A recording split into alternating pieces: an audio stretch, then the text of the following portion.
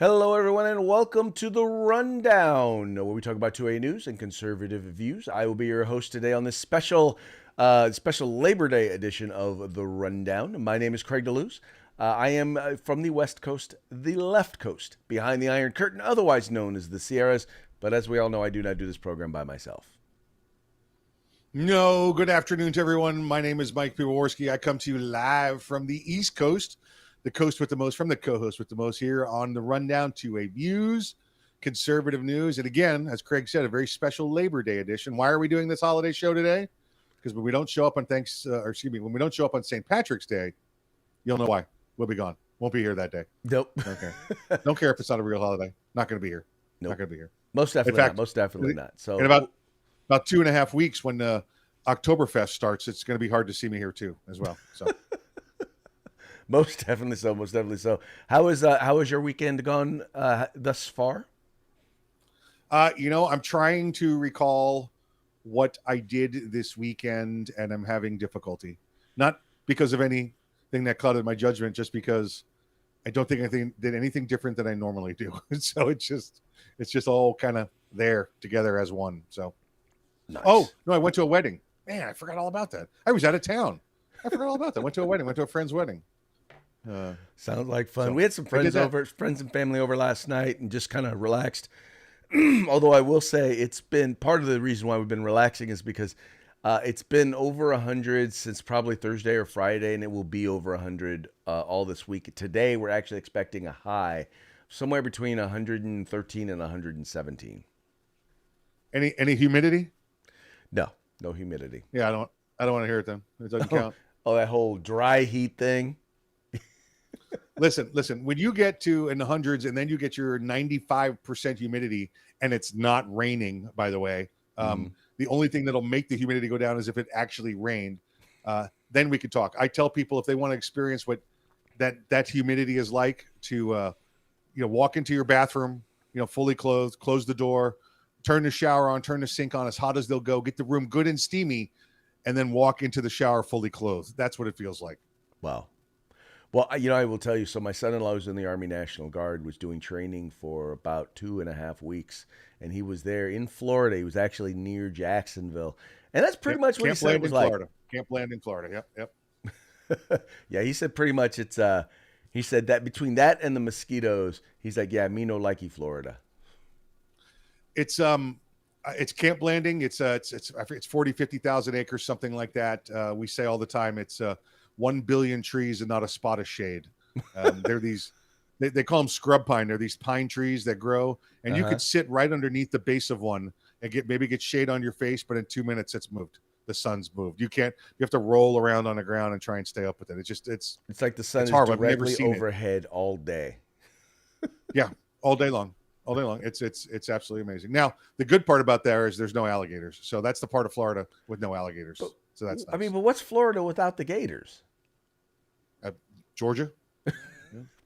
Okay, it's Georgia. Yeah. All right, so hey, let's go ahead and give a quick shout out to our sponsors. Hey, let's say hey to our good friends at Hitman Industries. That's hitmanindustries.net. Hitmanindustries.net. If you've got yourself an AR, odds are you probably already have one of their barrels. But now you can get your own for your own build. So check them out, hitmanindustries.net. The California Republican Assembly, fighting a good fight behind enemy lines. Make sure you reach out to them with your cash donations. And then, of course, if you want some good combat gear, tactical gear, go to uscombatgear.com. That's right, folks. All of these folks, they help us to bring the program to you. So do us a favor, go to them. Follow the link in the description to this program. Check them out. If you like what you see, spend some money with them and let them know that the guys over at the Rundown sent you. Also want to encourage you, however you like to partake of the program. If you're just sitting in front of your computer and maybe you want to listen to us on your phone or your podcast, or listen to us a podcast, or watch us, there's a ton of different ways, whether it's watching us on OpsLens, watching us on YouTube, watching us on Facebook or Spotify. You can also listen to us wherever you get your podcasts, including Apple Podcasts, Google Podcasts, and iHeartRadio. But however you check us out and encourage your friends to do the same. Do it. Do it many times. Do it often. Do it now. Do it now. Okay. Let's get into today's stories, and we're going to start with a victory for the Second Amendment. You know that there is an attempt by this White House to redefine what a firearm is. They're going after firearm parts. Well, a judge in Texas has basically slapped down the ATF, or basically he's put in place or allowed to be put in place a temporary or partial injunction on their rulemaking, where basically they have taken a firearm and tried to redefine it. Specifically, as reported by the Firearms Policy Coalition, they say the final rule's definition of frame or receiver conflicts with the statute's plain meaning, wrote Federal District Court Judge Reed O'Connor in this order. The definition of firearm in the Gun Control Act does not cover all firearm parts.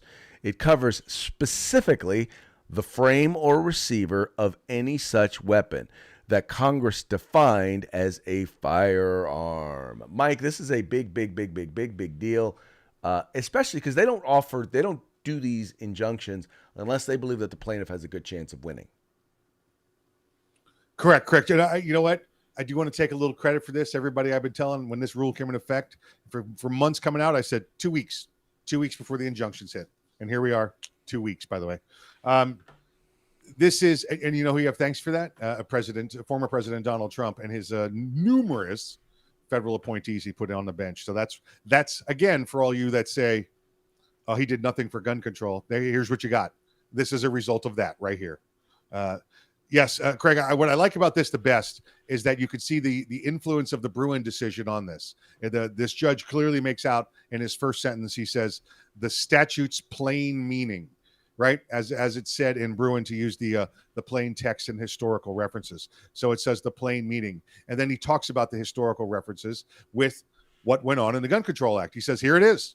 This is what it's been since 1968 and 86. It's been defined here. You don't get to redefine it. You don't get to reinterpret. And notice, folks, how this says it's ATF's rule. It's not the law.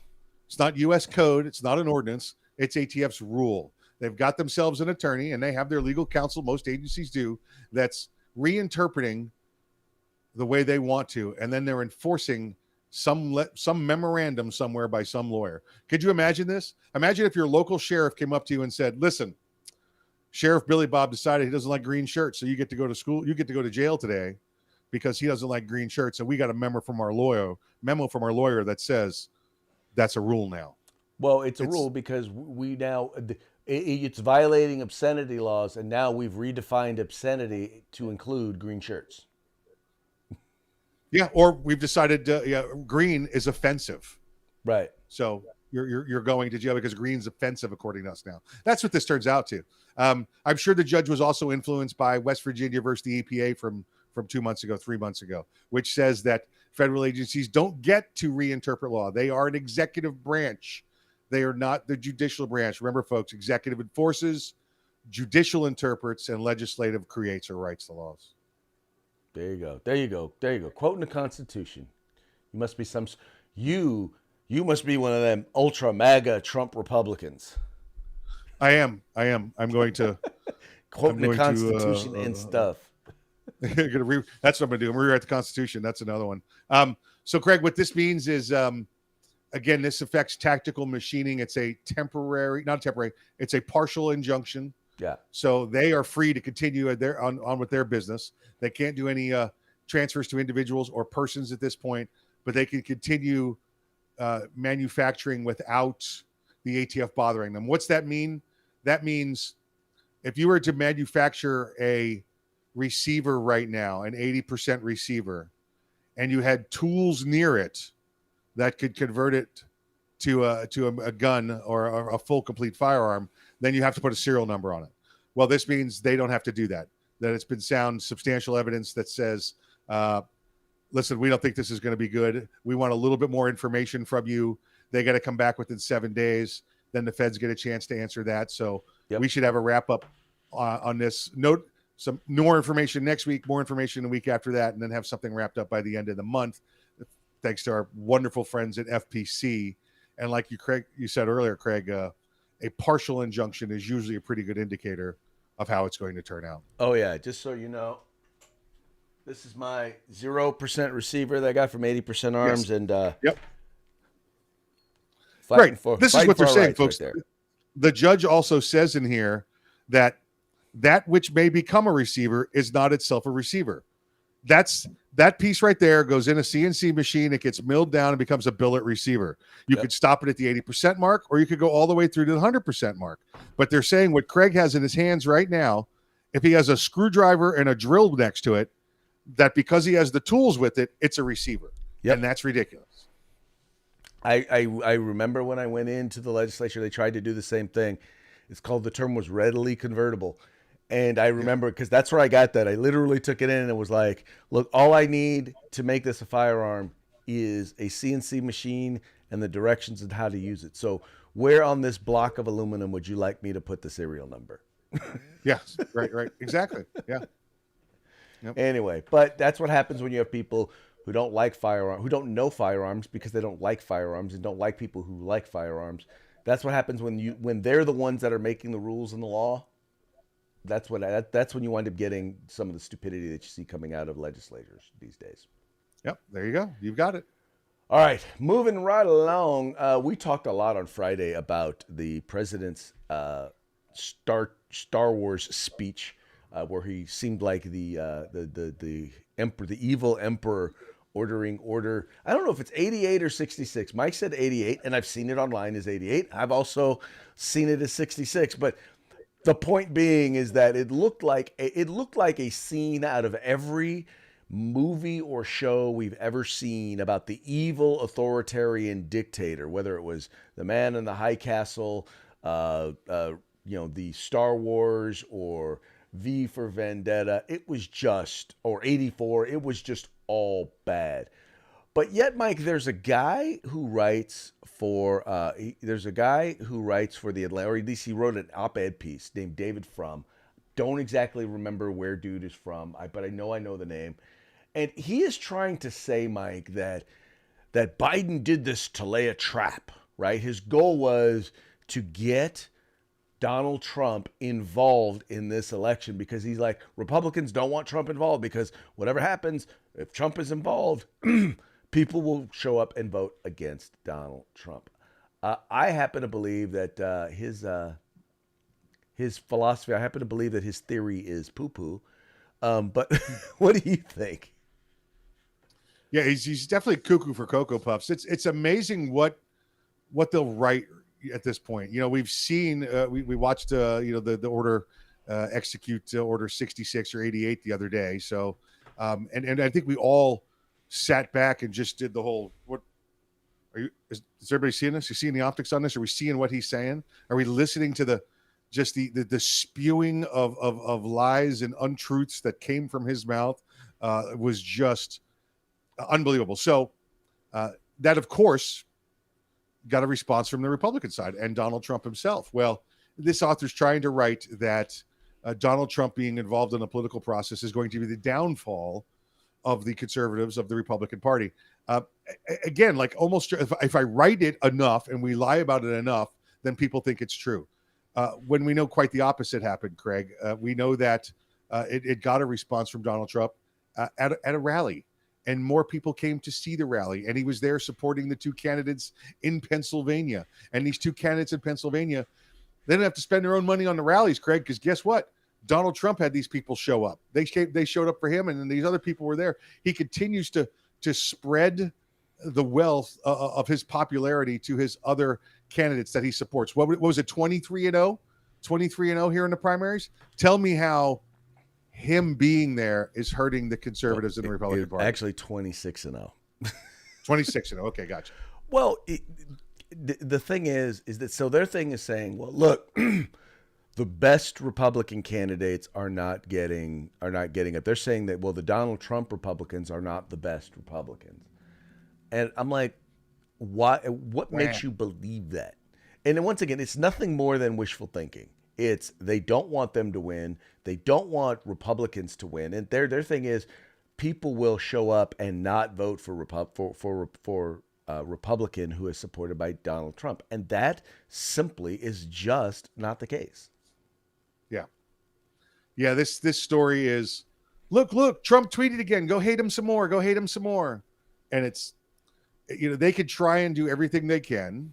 And I'm sorry, he's still the center of the party, and the election's not, Republicans don't want the election to be about him. Oh, okay. Let's talk to those 26 people that just got primary wins. Let's see if they want to be involved with them. Democrats want it to be about, they want to make it about Donald Trump because they can't make it about themselves, because if they make it about themselves, you've got inflation, you've got school shutdowns, closures that we now know hurt our kids and didn't help one little bit.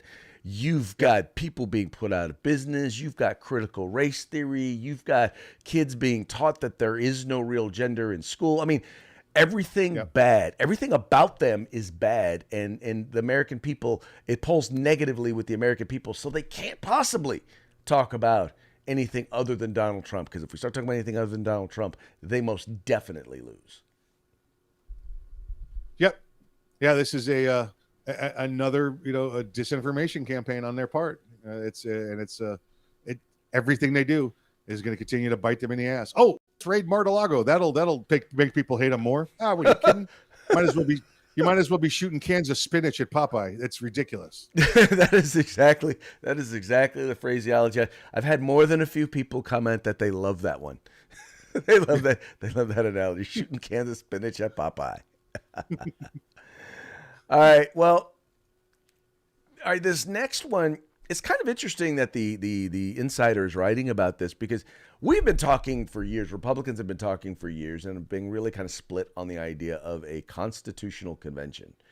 And what the issue here is not so much, I think, where there's a split, isn't so much about the issue here in terms of what they're saying is they're saying that Republicans want to rewrite the Constitution. And it's more about the fact that we want to clarify certain parts of the Constitution, because clearly the people in the swamp, and I say this because it's not just Democrats, but Republicans as well, have sought to expand federal authority beyond what the founders ever intended.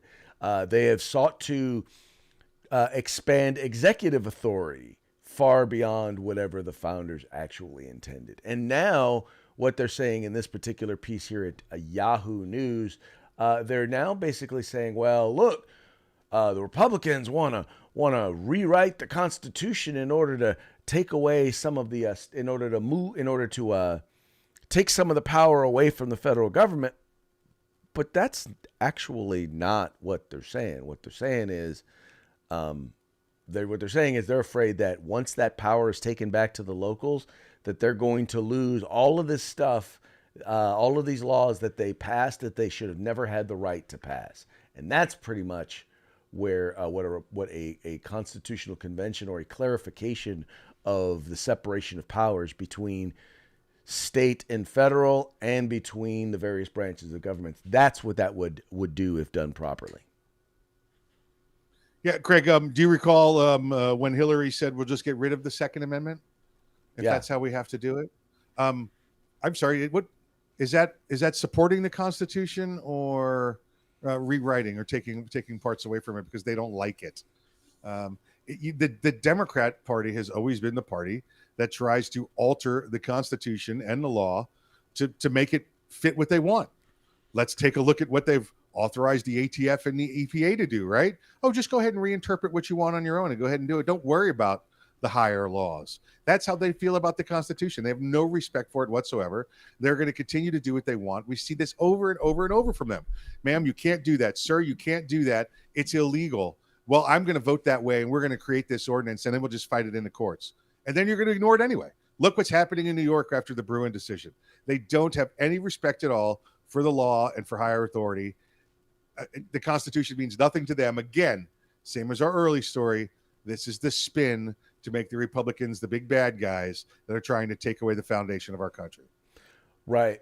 And they're in complete and utter denial that they're the ones that are reinterpreting the Constitution. Because all I have to do is say, okay, where in the Constitution is the right to privacy? Show me the language. Show me. Where in the Constitution is the right to an abortion? Where in the Constitution is the right to is is the Yeah. right to a job or the right to. I mean, where exactly does this exist in the now? Now let's go back. Where does it say that there's a separation of powers and you are not allowed to? You and the executive are not allowed to write laws, right? Right. I can. No, there it is, right there. It's right there. Oh, wait, no. Where is that whole part about not infringing on the right the free exercise of religion? Where is that in the? Oh, wait, there it Yeah. is, right there. Yeah. What? Yep. Oh, what Yep. about that whole being able to keep and bear arms? Oh, wait, there it is, right there. It's like Yeah. Yeah. every Right. time you talk to Yeah. Republicans, we're pointing to stuff that is right there in the Constitution, Yeah. and you talk to Democrats, and they're just making stuff up. But we're the Yeah. ones who don't believe in the Constitution. It's obviously there's people out there like Alex the bartender, that AOC, that doesn't read the Constitution, has not read the Constitution. She says the most idiotic things in the world. But I think for the most part, Democrats may have read it at least once, right? But they're really the feel there on the Hill is that we're going to do what we want. We don't care what it says. We don't. We're going to get our way at any and all costs. How many times you got to hear that? At any and all costs, they're going to get their way. They've said it over and over at the Second Amendment. We want to take all your guns, Right. all your guns. The lies started at first with, oh, just the evil ones, but it's all your guns now is what they want. Oh yeah. Oh yeah. They're not even like hinting, right. It's like, you notice you don't hear people say anymore, we're not coming for your gun. Nobody's coming for your guns. You notice you don't hear them saying that anymore. No, because they're coming for your guns. Yeah. Right. Yep. And that, by the way, takes me to this next piece that was also over at Emoland. And it's talking about arming the disarmers, right? And it's talking about how gun makers could take a stand and stop arming disarmers. And I got to tell you, I saw this piece and I kind of agreed with it. Now, one of the challenges I think we have is that those in the gun industry, they are, while they may believe in the Second Amendment, they are first and foremost, they are business owners. And so oftentimes they wind up taking positions and they wind up doing things that work against the Second Amendment in a way in which to promote or support or basically to be able to to be able to stay in business. And one of the things that would be really, really, really, really nice to see, and I know some gun manufacturers have done this, they have refused to do business with governments that they refuse to do business or sell firearms to some governments that are anti-gun.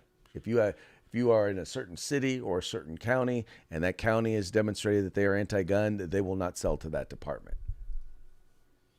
Yeah, Craig, it's kind of a big deal. This has been a big part of the gun industry for a while, or kind of the the elephant in the room in the gun industry. Everybody wants to make money, but everybody also wants to stand up for their Second Amendment rights. This is not a mom pop dealer kind of issue. This is a manufacturer distributor issue. Let's say that.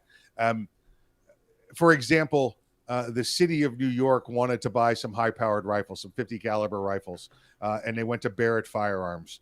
And Barrett Firearms said, can a citizen of your city or state buy these guns? No. Well, then we're not selling them to you.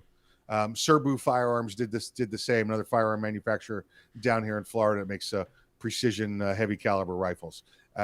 They said no, said we're not doing it. And a lot jumped on the bandwagon. There was a lot of small guys, a lot of medium guys, a couple of big guys jumped on and said, you know what, we agree with this principle. This is what we're going to do. So if you're like you are, Craig, a normal, average, everyday oppressed citizen in the state of California, and you want to buy an AR, you got to get one of them bastardized looking crazy things. So when the California Highway Patrol calls and says they want ARs, we say, sure, we'll sell you the California compliant version. No, we're law enforcement. We're exempt. Sorry, sir. Don't see that in the Constitution. Nope. And they take a stand. And then they have to spend extra money elsewhere. They have to run through hoops. They have to, buy from a California dealer that, gives a contract, whatever the reason is. But those are the dealers we then hit and say, why are you selling to the government that oppresses you? If you want to sell them firearms, you sell them the same firearms that are authorized to use by the citizens in that district. That's what you do. And that's the point you make. And I'm in the parts manufacturing and distribution business, and that's what I do as well. So when I saw this, I said, it's nice to see this out in the open. Yep. Because this has always been an elephant in the room kind of topic.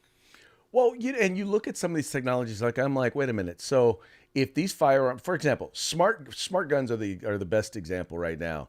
So you have these smart guns that are now quote unquote available, and they want to start to try and force us citizens to purchase them as opposed to regular firearms. Well, okay, well then that should be all that law enforcement is allowed to carry. Yes. And the first thing that happens is law enforcement says, "Oh no. Well, wait a minute. I'm Yeah. like, if it's not safe enough for them, then it definitely ain't safe enough for us." Yeah, exactly right. Yeah, I think, then the same thing applies too. Let's say you're in a state of California, right? Law enforcement should only have 10-round magazines. That's whatever your limit is there, Craig. All the rules should apply. If it applies to the citizen, it applies to the government. There you go. There you go. There you go. So anyway, that once again, that is actually something that's very, very good to see that is taking place out there. All right. Yeah. Moving on I have to a our feeling party. you and I are going to make a big issue of that one at SHOT Show with everybody we talk to. Yes, we are. Yes, we are. So we talked about the speech, and we talked about kind of the visual, and the only thing that could have made the visual more ominous, well, was this, and I'll share this with you. This is exactly what I visioned, what I saw when I saw him up there speaking. Yes. This is the emperor of the galactic empire, standing there where where President Biden was standing, issuing Order 66, or 88. But the point being, this was the visual that you had. Look at that. Imagine even if it were just a normal one, the one with the president, right? And you've got the Marines there in the background. The blood. You've got the Independence Hall, a blood red. I just cannot imagine how anybody thought that was a good idea. And listen, go back to that real quick, to point out, when this first started out, these were the silhouettes or the image of these Marines were two Marines in their dress blue uniform, right? Yes. In their ceremonial guard uniform. But as the red light came on and the lights focused on the president, they dimmed them out. They were no longer recognizable as these Marines back there. They were recognized as these dark figures, right, standing there in an ominous, pose behind, as if to say, "Don't do what I say," and Vito and Tony here, break your legs. That's the image you got from it. Yeah. And we all know how that works. I mean, we all know what he's going for, because they keep talking about, and then they keep talking about, they keep doing time and time again, they keep working on infringing our rights. And they do so by flat out lying. Like, for example, the gun show loophole, right? They talk about, oh, well, there's this loophole where you can go to a gun show, you can reach into the loophole and pull out your automatic weapon that shoots 1 million bullets a second. Well, we have found, actually, within this administration, a loophole. And it's called the Biden loophole. That's kind of curious, though, man. I'm wondering where in these United States that picture might be taken. That looks like it's more in Afghanistan, Craig. That's where the Biden loophole is. But those look like American firearms. Those look like the firearms that we used to own. Yeah, over 600,000 small arms left behind. That's M16s, M4s, M249s, that kind of stuff left behind there. 600,000 just armed them. Yeah. Which is what's hilarious about this is that you have the last two presidents who were completely anti-gun, right? And yet you've now got the Biden loophole, and then you also had Fast and Furious. I'm like, they're both gun dealers. Yeah, the last two Democrat presidents. I'm sorry. Let me clarify. The last two Democrat presidents, you had one who basically gave away all of our firearms to terrorists there in Afghanistan, and then you had one who gave who sold firearms to the Mexican cartels. Yep, that's it. So gun running. Anyone else can own guns except those here in these United States. This next one is an example of not just good parenting, but good grandparenting. All right, you want to describe this one for our audience who is just listening? Sure. It says, or or there's a woman here. She appears to be a grandmother, about a 12-year-old boy, 10-year-old, 12-year-old boy, and she's About sitting that, yeah. across the picnic table from him. She's sitting across the picnic table from him, and she's throwing a glass of water violently in his face, splashing the water in his face, and it says, "Grandma, I don't think anyone should be able to buy an assault rifle." And then she throws the water in his face, like, "Shut your damn mouth, boy," that kind of thing. So. Oh, good stuff. Good stuff. I love to see good parenting, good grandparenting. He'll learn. Either that or he'll drown. One of the two. That's it. That'll learn you. That'll learn you. All right, Mike. Well, hey, as Yep. we get ready to take off and enjoy the final hours of our 3-day weekend, why don't you go ahead and give a shout out to our sponsors? Let's say hey to our good friends, Hitman Industries, hitmanindustries.net, hitmanindustries.net. You need a barrel for your rifle, for your build? Look them up. The California Republican Assembly, fighting the good fight behind enemy lines. And of course, if you want some awesome tactical gear, get over to uscombatgear.com. Thank you, folks. Thank you so much for tuning in. Thank you for visiting our sponsors and letting them know that we sent you. Just thank you for tuning in and encouraging your friends to tune in as well. We're going to call it a day, and we'll be back tomorrow on Taco Tuesday. Yum, yum, get in my belly.